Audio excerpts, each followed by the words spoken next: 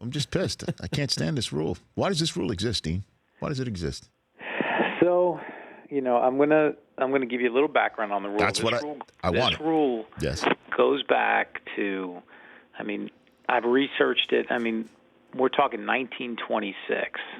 This rule goes back, and maybe even further. But my records in my deep, dark library that I have in my basement only go back that far. Okay.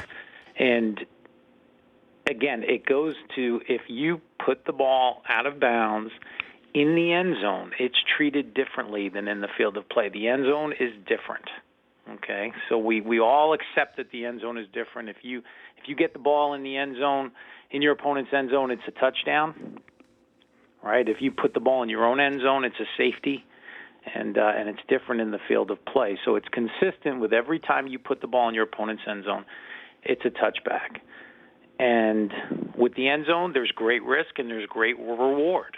And the key is if you fumble and you recover it in your opponent's end zone, you're going to get a touchdown.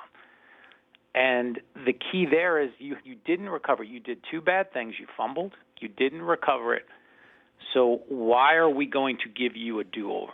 And I think that's basically what it comes down to. It's simple. It's consistent with loose balls that go into your opponent's end zone. And the end zone, as we all know, is just different. So here's my response to that, Dean. Number one, just because Teddy Roosevelt wanted it doesn't mean we should still want it here in 2019, okay? That's number one. Okay. Number two, end zone might be a little different here, but why are we rewarding the defense, which has given up 99.5 yards, the ability to get the ball back just because somebody was foolish enough to hold it out for the pylon, or if somebody just accidentally let it go? And then I'll get to number three. What do you think? I think you said it. You said foolish enough to reach the ball out and protect the football. And that's not the argument for the rule. Look, you're trying to score. I get that.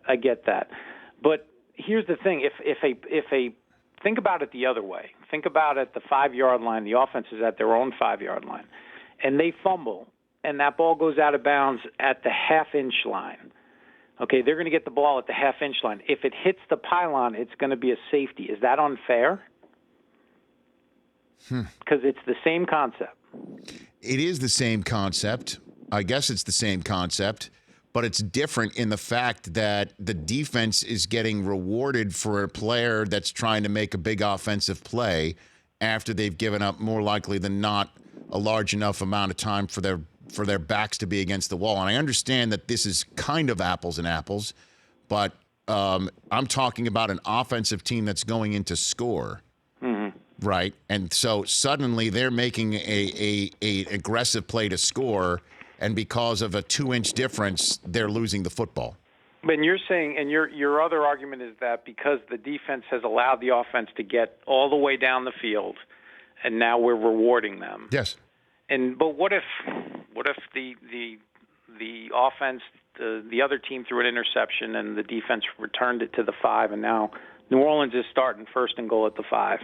And that play happens. Well, the defense didn't do anything, right? It's still the same rule, and I think that's the whole thing. Again, it's the end zone, and I get it. Look, it's a big penalty. It's you lose the football, but the thing is, if you fumble the ball into your opponent's end zone, there's only two things. It's either a touchback or it's a touchdown, right? Well, so there's no do-overs, and it's same the other way, right? It's either a safety or it could be a touchdown. Well, did you think? Let's just talk about last night alone. Do you think that ball definitely went through the end zone? I don't know. You can't tell. And that's the other part of it is that the ball looked like it may have crossed over the pylon, and that is reviewable. They looked at it, they couldn't tell. But again, think about that play last night, and I'll pose you the question because there's another part of this, and we can't lose sight of the fact that the rule is consistent and simple, and we don't want to complicate these rules. But it was 3rd and 4 from the 5-yard line. Okay, so the line to gain is the 1. If you're I believe you're in favor of a reverse touchback concept. Yes. Right. Where the offense gets the ball at the 20. Okay, let's say that rule is in place. Yes. It's 3rd and 4 from the 5. Right.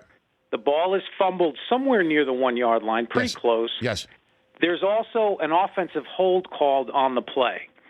Walk me through the next down and distance for New Orleans in that situation. So if there's a hold on the play that happened last night, and I love this, by the way, Dean Blandino. Yeah. I love this. You know, I live for this sort of thing. I'm glad someone way smarter because than me is making this argument. Okay, so here's what walks through, is that Oakland accepts my suggestion of a touchback because it is now 3rd and goal from the 20.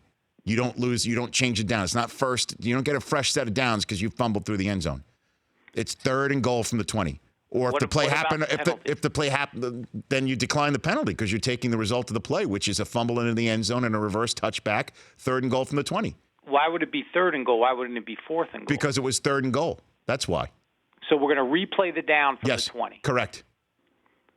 So New Orleans did 3 bad things. They fumbled, they didn't recover, they held, and they're going to get to replay the down from the 20.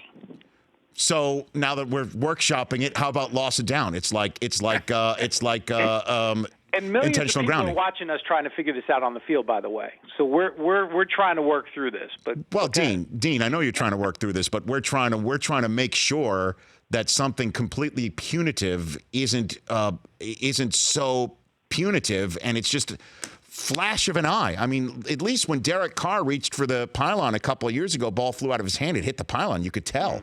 I mean, last night was totally arbitrary, and these guys I agree with you there, and that's ultimately, and I still go back to great risk, great reward, and I think, and again, and we can try to workshop this, but sometimes I really don't think we can sacrifice simplicity for absolute fairness, because sometimes the rules aren't going to be perfectly equitable, and I get it, and this is a big play. It doesn't happen very often, but I still go back to the end zone is different.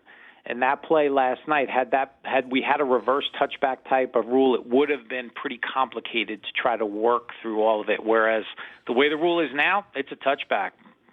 Carolina's getting the ball to 20, decline the penalty, let's go. The Rich Eisen Show, weekdays at noon Eastern on Audience.